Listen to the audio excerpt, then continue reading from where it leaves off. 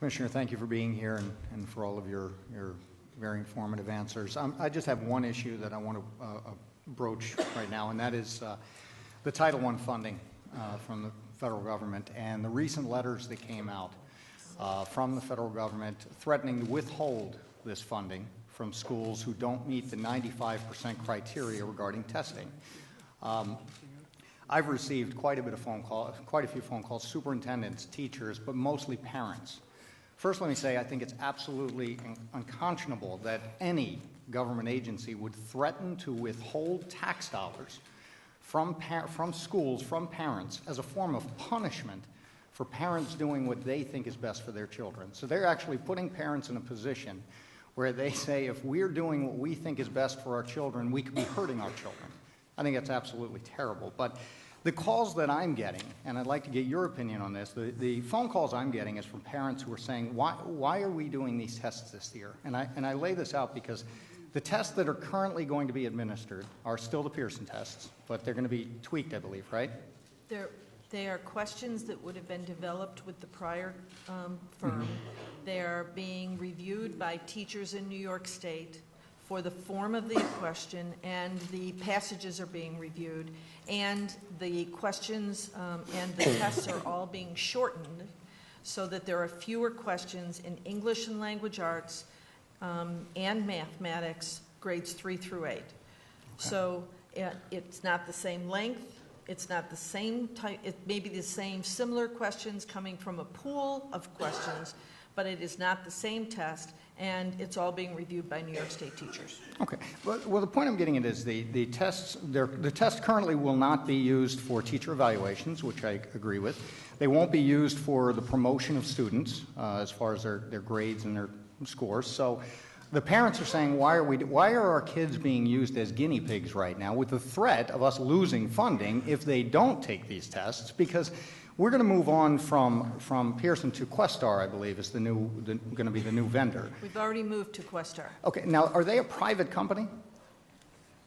They're a testing firm, right. Yes. Yeah. So my point is that if they're a for-profit company that does this for a living, wouldn't they already do their quality control, if you will, or work with us over the next 4 years as we're trying to make these tests better?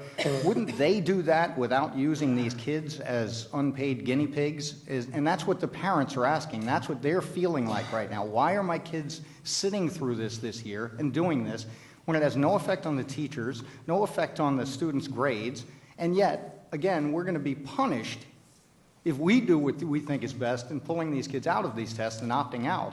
We'll be punished with not getting federal funds, which, by the way, the Title I funding goes to, for the most part, the neediest of schools. Yep. So we're going to punish those that need it the most for parents doing what they think is right. I'd like to get your feelings on that. And by the way, that threat was made last year and was not carried out. So many are wondering, is this an idle threat, or where are we going with this?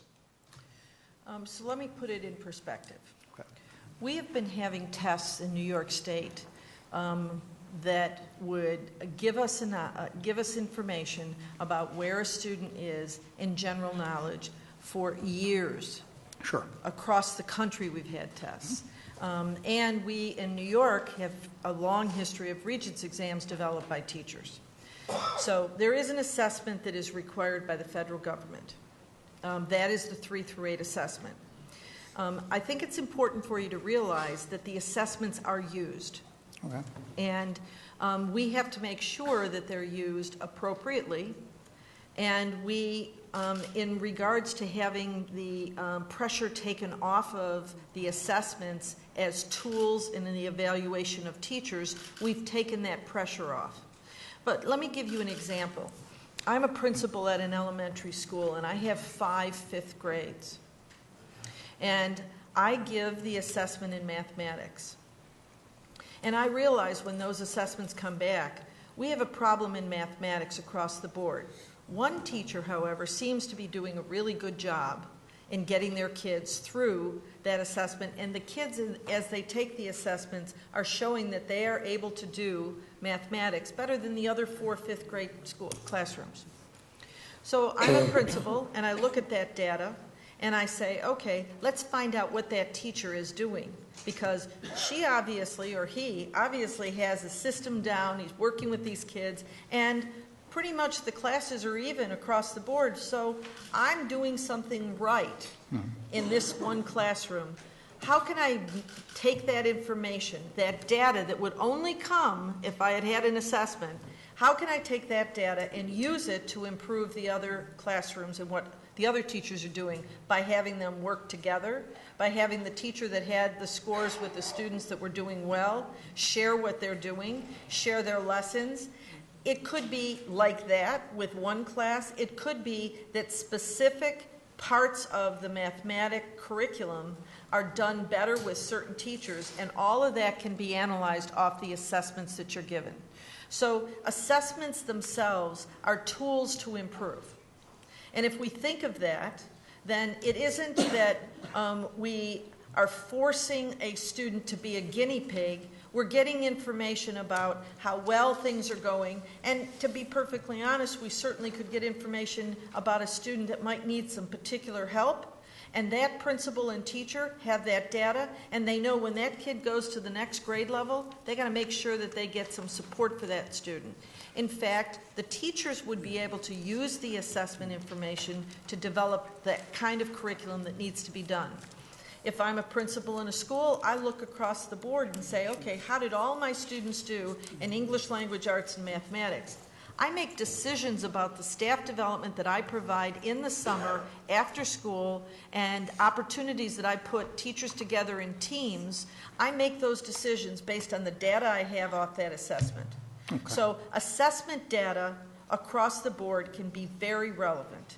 And since we have unplugged the teacher evaluation, which was identified by people in my travels everywhere as being a big issue, we've taken that off the page. We are working with teachers in really following the guidelines of what's necessary from the federal government, but also something that is, in fact, a very productive thing for teachers and for principals and administrators to use.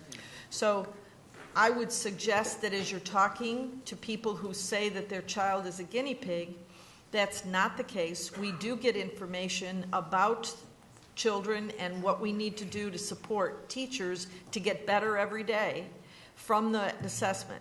We have a job, and this was something that we were criticized for, and that is getting the data back to schools in a timely way.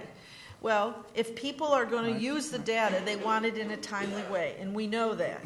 We've already instituted some things to move that up. In this past year, right after I came, we moved it up by almost a month. So if nobody was using the data, why would anybody say, I don't get it in a timely way? They are using the data. They need to use the data, and it can inform them on what they need to do to improve their school or their classroom. So it's very important for us to have that information, and it helps us on an individual student level to know who's doing really well and who needs some help, and it helps us with teachers and with schools. I think we could go longer, but my time is up. I would just say that the parents have said that we would hope that assessments are being done on much more of a broad level than just this testing, and I think it is. But I thank you for your answer, and if you could give some guidance to the parents as far as this threat of funding, that would be great. Thank you very much. Thank you.